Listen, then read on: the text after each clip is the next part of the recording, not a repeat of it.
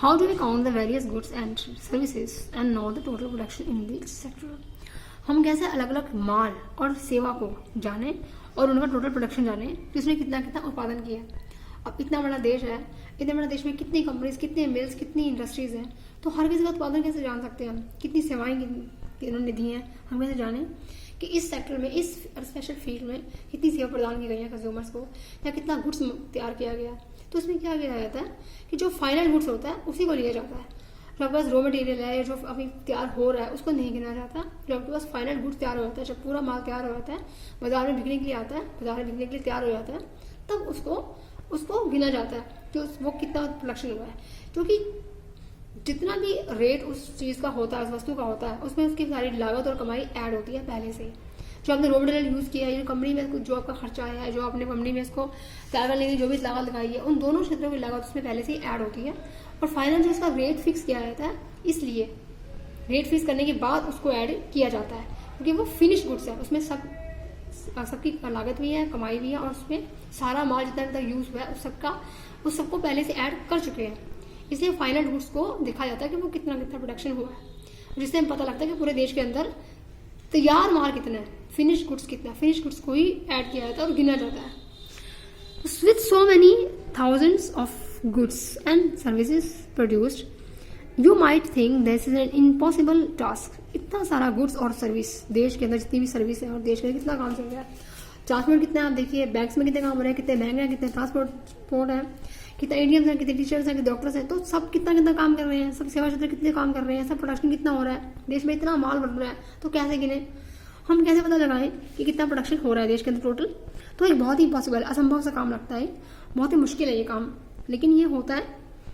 Not only would the task be enormous, you might also wonder how we can add cars and computers, and nails and furnitures. I want to make sense.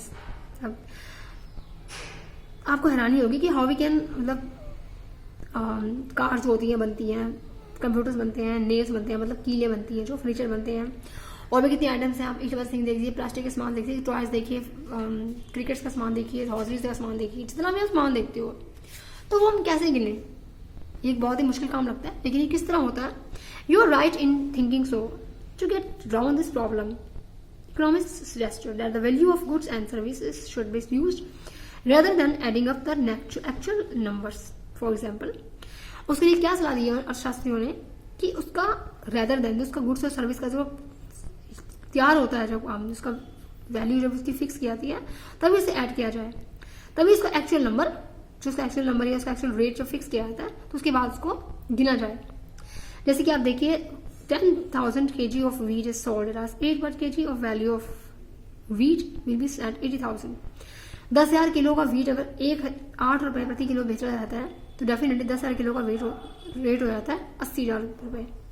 The value of 5,000 coconuts of 10 per coconut will be at 50,000. Similarly, the value of goods and services in the three sectors are calculated and then add up.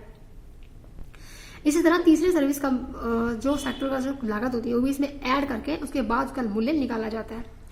Remember, this one precautions one has to take. Not every good or service that is produced and sold needs to be counted. It makes sense only to include the final goods and service. Take, for instance, a farmer who sells wheat through a flour mill for 8 per kg. मान लीजिए एक farmer जो है वो एक अपना आटा बेचता है 8 रुपए प्रति kilo. The mill grinds the wheat and sells the flour to a biscuits company for 10 per kg.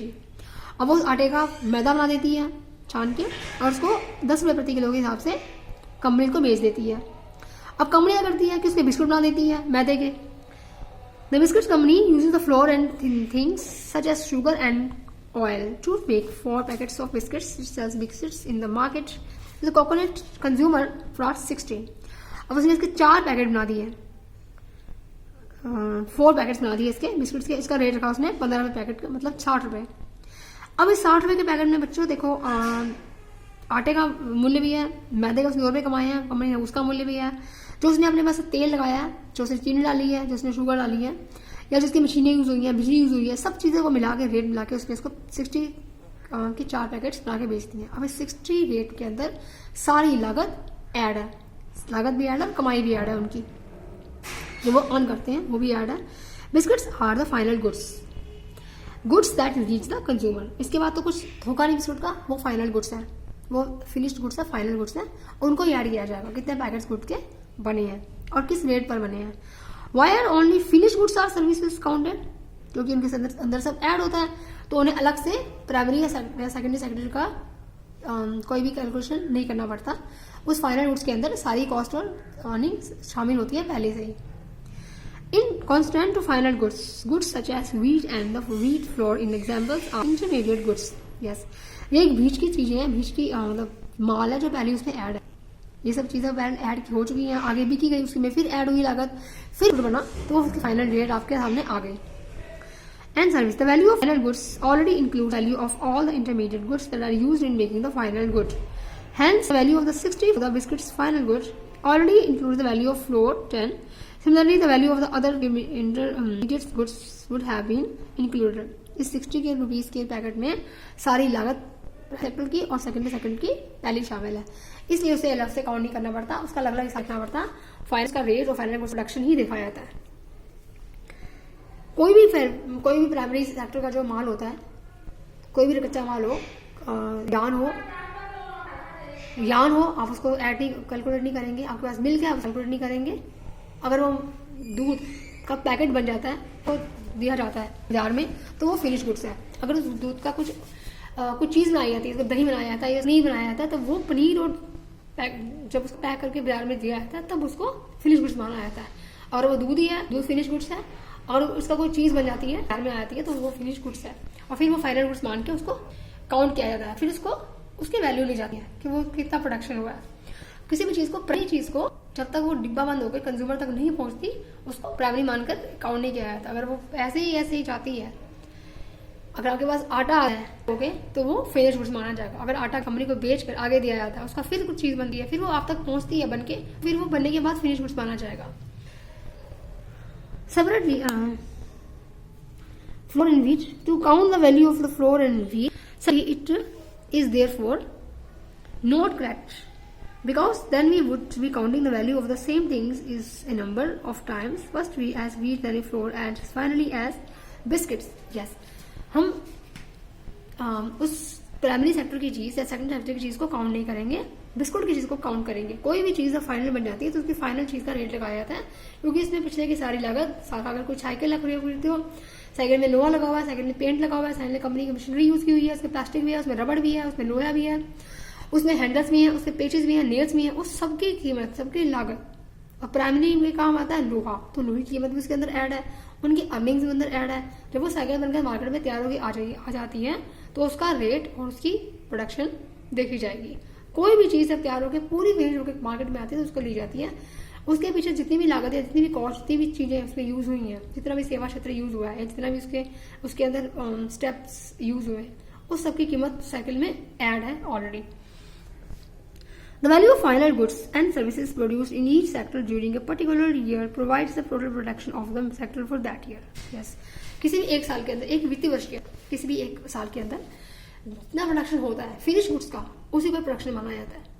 मतलब एक देश के अंदर किसी भी कंपनी ने या किसी भी कंपनी ने या 7 कंपनी से मिलकर अगर 1 लाख के लिए बाजार में बेची है या बाजार के लिए, तो उसी को प्रोडक्शन माना जाएगा, इतना उत्पादन किया है। अब सब कंपनियों को अपना हिसाब देती हैं, अपना अपने प्रोडक्शन बताती हैं, और फिर देश को फिर पूरा हिसाब देश के ऊपर पूरा कैलकुलेट आ जाता है कि पूरा प्रोडक्शन एक साइकिल का या बिस्कुट का या आटे का या और आप खिलौने देख लीजिए, कोई प्रोडक्शन आया बाजार के अंदर, ये फिनिश गुड्स देकर किया जाता है। And sum production in the 3 sectors given what is called the post domestic production, ये देश का घरेलू उत्पाद माना जाता है। सकल घरेलू उत्पाद, सकल मतलब ये सारा प्रोडक्शन मिलकर मैं होता है देश का सकल उत्पाद। घरेलू मतलब देश के अंदर का उत्पादन, देश के अंदर जो उत्पादन होता है वो माना जाता है पूरा finish goods. Is the value of all final goods and services produced with in a country during a particular year. एक निश्चित साल के अंदर जो प्रोडक्शन होता है वो से फाइनल गुड्स और सर्विसेज, फाइनल सर्विसेज और फाइनल गुड्स जब जो कंज्यूमर तक पहुंच के लिए तैयार होता है गुड्स, उसको उत्पादन माना जाता है, उसको माना जाता है कि ये कंपनी का उत्पादन है। In India The mammoth task of measuring GDP is undertaken by central government ministry. Central government, केंद्र सरकार के अंदर ये उनको हक होता है कि वो जीडीपी को मेजर करते हैं, नापते हैं जीडीपी को, किस प्रोडक्शन है जीडीपी के देश के अंदर.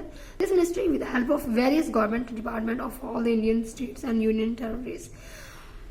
गवर्नमेंट डिपार्टमेंट सरकारी विभाग होते हैं of all the Indian states. सारे देश के स्टेट्स के सरकारी विभाग जगह जगह होते हैं जिनके पास सारी ब्यौरा आता है देश के अलग अलग कंपनीज का, अलग अलग प्रोडक्शन का, और वो सारा प्रोडक्शन फिर केंद्र सरकार के पास जाता है, जिससे हमें मालूम होता है कि एक साल के अंदर इस चीज का उत्पादन कितना हुआ है. collects information relating to total values of goods and service and their prices and then estimates the GDP. वो सारी सर्विसेज और सारी गुड्स का प्राइस उनके पास जाता है और फिर वो उसका एस्टिमेट करते हैं, अनुमान लगाते हैं जीडीपी का अनुमान कितना होता है और उसके बाद वैल्यूज कितनी है.